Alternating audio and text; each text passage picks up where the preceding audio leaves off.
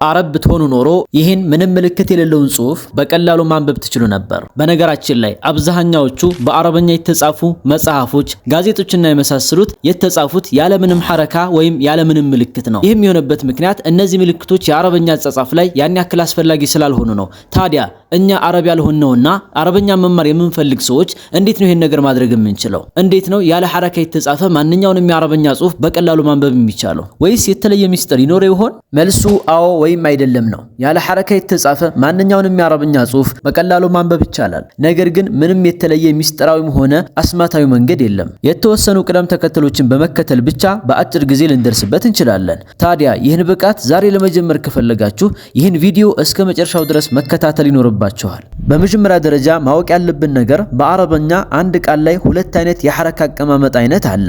አንደኛው አንድ ቃል ውስጥ ያሉት ፊደላቶች እያንዳንዳቸው የሚኖራቸው ሐረካ ሲሆን፣ ሁለተኛው ደግሞ የቃሉ መጨረሻ ላይ ያለው ፊደል የሚኖረው ሐረካ ነው። የመጀመሪያውን ስንመለከት አንድ ቃል ውስጥ ያሉ ፊደላት እያንዳንዳቸው የሚኖራቸው ሐረካ ሲሆን፣ ይህ አይነቱ የሐረካ አቀማመጥ ቃሉን የትም ቦታ ላይ ብንጠቀመው በምንም መልኩ ቢመጣ የማይቀየር የሆነ የሐረካ አቀማመጥ አይነት ነው። ምክንያቱም የሚቀየር ከሆነ የቃሉ ትርጉም ሙሉ በሙሉ አብሮ የሚቀየር ስለሆነ ነው። ለምሳሌ ረሱል የሚለው ቃል መልእክተኛ ማለት ሲሆን ራ ፊደል ላይ ፈትሐ፣ ሲን ፊደል ላይ ዶማ እንዲሁም ደግሞ ዋው ፊደል ላይ ሱኩን ምልክት አለ። ታዲያ እነዚህ ፊደላት ላይ ያለው የሐረካ አቀማመጥ ቃሉን ለተለያየ ነገር ብንጠቀመውም የትም ቦታ ላይ ቢመጣም ፈጽሞ የማይቀየሩ ሐረካዎች ናቸው። ለምሳሌ እነዚህን ሶስት አረፍተ ነገሮች እንመልከት። ቃለ ረሱሉን፣ ረአይቱ ረሱለን፣ ወመረርቱ ቢረሱሊን። እነዚህ አረፍተ ነገሮች ላይ እንዳስተዋልነው የራ የሲንና የዋው ፊደል ሐረካዎች ሶስቱም አረፍተ ነገሮች ላይ ተመሳሳይ ናቸው፣ አልተቀያየሩም። ልክ እንደዚሁ የትኛውም የአረበኛ ቃል ከመጨረሻው ፊደል ውጭ ያሉት ፊደላቶች ሐረካቸው የትኛውም ቦታ ላይ በምን መልኩ ብንጠቀማቸው አይቀያየሩም ማለት ነው። ሁለተኛው የሐረካ አቀማመጥ አይነት ደግሞ የቃሉ መጨረሻ ላይ ያለው ፊደል የሚኖረው ሐረካ ሲሆን፣ ይህ አይነቱ የሐረካ አቀማመጥ አይነት በአረበኛ የሰዋሰው ሕግ ኢዕራብ ተብሎ ይጠራል። አንድ ቃል ላይ ያለው የመጨረሻው ፊደል ሐረካ መቀያየር ወይም መገለባበጥ ማለት ነው። እንዳጠቃቀማችንና እንደ ቃሉ አገባብ ሁኔታ የዚህ ፊደል ሐረካ ሊቀያየር ይችላል። ለምሳሌ ቅድም ያየናቸውን አረፍተ ነገሮች ድጋሚ እንመልከታቸው። ቃለ ረሱሉን፣ ረአይቱ ረሱለን፣ ወመረርቱ ቢረሱሊን። እነዚህ አረፍተ ነገር ላይ እንዳስተዋልነው ረሱል የሚለው ቃል የመጨረሻው ፊደል የሆነችው ላም ፊደል ሶስቱም አረፍተ ነገሮች ላይ የተለያየ አይነት ሐረካ ነበራት። ረሱሉን ضمتين رسولا فتحتين رسولين كسرتين በዚህ መልኩ የአንድ ቃል የመጨረሻው ፊደል ሐረካው እንደያገባቡና እንደያጠቃቀማችን በየጊዜው መቀያየሩ ኢዕራብ ተብሎ ይጠራል ማለት ነው። ስለዚህ ኢዕራብ የሚባለው ነገር የቃሉ መጨረሻ ላይ ያለው ፊደል የሚኖረውን ሐረካ ይወስናል ማለት ነው። የቀሩት ሌሎቹ የቃሉ ፊደላት ግን ምንም አይነት ለውጥ ሳይኖራቸው ወይም ሳይቀየሩ እንደነበሩ ይቀጥላሉ ማለት ነው። ታዲያ ይህን አይነቱን ዕውቀት እንዴት ነው የምናገኘው ከተባለ የዚህ አይነቱን ኢዕራብ ወይም ደግሞ የሐረካ አቀማመጥ ለማወቅ ነህው ተብሎ የሚጠራውን የአረበኛ ሰዋሰው ህግ መማር ያስፈልጋል። ለዚህ ደግሞ በርካታ የነህው ኪታቦች የሚገኙ ሲሆን ለመረዳት ቀላልና ግልጽ የሆነ ትምህርት ነው። ይህን ዕውቀት ከኔ ጋር ለመማር ከፈለጋችሁ የ3 ወር ኮርስ አዘጋጅቼላችኋለሁ። ኮሜንት ላይ በማስቀምጥላችሁ የቴሌግራም አድራሻ አሁኑኑ በማናገር ተመዝግባችሁ መጀመር ትችላላችሁ። የመጀመሪያውን የሐረካ አቀማመጥ አይነትን በተመለከተ ደግሞ እንዴት ነው አንድን ምንም አይነት ሐረካ የሌለውን ቃል ፊደላቶቹ ሐረካቸው ፈትሐ ይሁን ከስራ ይሁን ዶማ ይሁን እንዴት ነው ማወቅ የምንችለው?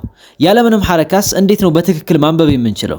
መልካም፣ እዚህ ደረጃ ላይ ለመድረስ 5 ስቴፖችን ወይም ቅደም ተከተሎችን መከተል ይኖርብናል። በመሆኑም ይህን ነገር ለማድረግ ምንም የተለየ አስማትም ሆነ ተአምራዊ የሆነ ሚስጥር የለውም። ይልቁንስ እነዚህን ስቴፖችን በቅደም ተከተል መከተል ብቻ ነው የሚጠበቅብን።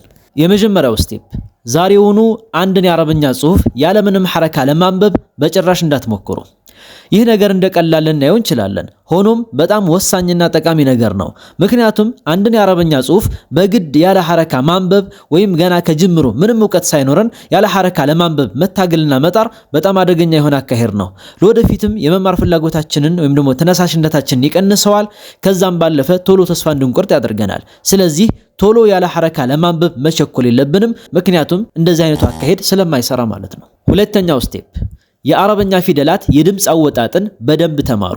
ይህን ደረጃ ካላለፍን ወይም የፊደላት ድምጽን በአግባቡ ማውጣት ካልቻል ፊደላትን ፈጽሞ ማንበብ አንችልም። ምክንያቱም የድምጽ አወጣጥ አረበኛ ላይ በጣም ወሳኝና ፊደላትን እርስ በራስ የምንለይበት ዋነኛው መንገድ ስለሆነ ነው። ከዚህ በተጨማሪም የአረበኛ አናባቢዎችን ጭምር ጠንቅቀን ማወቅ ይኖርብናል። ይህ ሲባል አጫጭር አናባቢዎችን ወይም ሐረካዎችን እንዲሁም ረጅም አናባቢዎችን ወይም የመድ ፊደላቶችን ያካትታል። ስለዚህ የሐረካ አይነቶችንና የመድ ፊደላቶችን ጠንቅቀን መለየትና ማወቅ ይኖርብናል። በእነዚህ ዙሪያ ላይ ከዚህ በፊት የሰሯቸው ቪዲዮዎች አሉ፣ እነሱን ገብታችሁ መመልከት ትችላላችሁ። ሶስተኛው ደረጃ በሐረካ የተጻፉ በጣም በርካታ የአረብኛ ጽሑፎችን በተደጋጋሚ አንብቡ። በጣም በርካታ ስንል ኢንተርኔት ላይ ሊሆን ይችላል፣ ጋዜጣ ላይ ሊሆን ይችላል፣ መጽሔት ላይ፣ ኪታቦች ላይ ሊሆን ይችላል። ብቻ በሐረካ የተጻፉ ጽሑፎችን በብዛት ማንበብ፣ በተለይ ደግሞ የምናነበውን በደንብ እየተረዳ ነው በደንብ እየተገነዘብ ነው አብረን በሐረካ የተጻፉ ጽሑፎችን ማንበብ ስለ አረብኛ ፊደላት አቀማመጥ፣ የሐረካ አይነቶችና የሐረካ አቀማመጦች ሰፊና ጥልቅ የሆነ ልምድ እንዲሁም ደግሞ ግንዛቤ እንዲኖረን ይረዳል። ይህ ነገር ምን ያክል ጠቃሚ እንደሆነ እስኪ በቀላል ምሳሌ እንመልከት። እነዚህን ሁለት ቃላት እንመልከት፣ ከተበ እና ኩቱብ። ታዲያ ከነዚህ ከሁለቱ አረፍተ ነገሮች ውስጥ ከተበ የሚለውን የትኛው ላይ ነው የምንጠቀመው? ኩቱብ የሚለውን የትኛው ላይ ነው የምንጠቀመው? መልካም። የመጀመሪያው አረፍተ ነገር ሃዚሂ ኩቱቡ ዘይዲን፣ ሁለተኛው አረፍተ ነገር ደግሞ ዘይዱን ከተበ ሪሳላ። የመጀመሪያው ላይ ኩቱብ ነው የምንጠቀመው፣ ሁለተኛው ላይ ከተበ የሚለውን ነው የምንጠቀመው። ስለዚህ እንደፈለገን መጠቀም አንችልም ማለት ነው። ታዲያ ለምንድን ነው መጀመሪያ ላይ ኩቱብ የሚለውን የተጠቀምነው፣ ሁለተኛው ላይ ደግሞ ከተበ የሚለውን የተጠቀምነው? መልሱ ባጭሩ ይህ የቃሉ አነባብ ስለሆነ ነው። ማለትም የአንድን ቃል ሐረካዎቹን የሚወስነው አረፍተ ነገር ውስጥ እንዳለው አቀማመጥ ወይም ደግሞ አገባብና ከሱ ቀድሞ ወይም ከሱ ቀጥሎ የመጡት ቃላት ጋር ስለሚገናኝ ነው። በመሆኑም የአረፍተ ነገሩን ሐሳብ በደንብ መረዳት የምንችል ከሆነ የቃላቶቹን ትክክለኛ አነባብን ለመለየትና ያለ ሐረካ ለማንበብ በጣም አጋዥ ነው የሚሆነው። ስለዚህ ደጋግመን ሐረካ ያላቸውን የአረብኛ ጽሑፎችን ማንበብ በጣም ማዘውተርና መደጋገም ይኖርብናል ማለት ነው።